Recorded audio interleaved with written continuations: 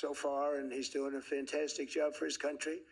And I want to just thank him. And His Highness Sheikh Mohammed of the United Arab Emirates is here. Where? He's here someplace. Well, he's not here, but he's here in spirit, I can tell you that. And he's been another one. He's been absolutely incredible, and we appreciate it very much. And His Majesty King Abdullah of Jordan, and thank you very much, King Abdul of Jordan. He's here. Thank you. Thank you. Thank you very much. And you really have been a great help. We appreciate it. Appreciate it.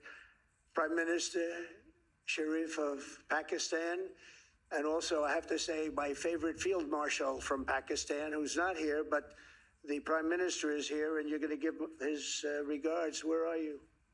There you go. Thank you very much. Do you want to say what you said to me the other day? Come, would you like to say what you said the other day? I think it was so nice. Please. Thank you very much, my dear President Trump, my dear brother President Fadil Sisi of Egypt,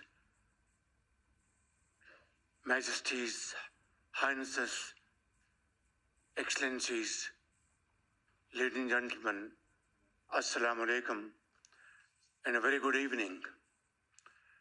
Well, I would say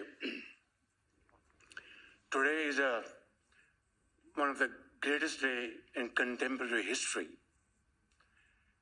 because peace has been achieved after untiring efforts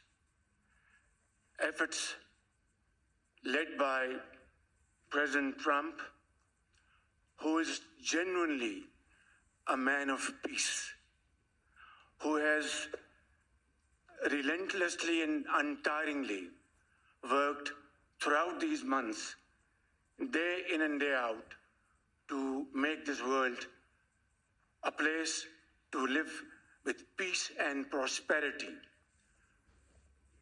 I would say that Pakistan had nominated President Donald Trump for Nobel Peace Prize for his outstanding, extraordinary contributions to first stop war between India and Pakistan, and then achieve ceasefire along with his very wonderful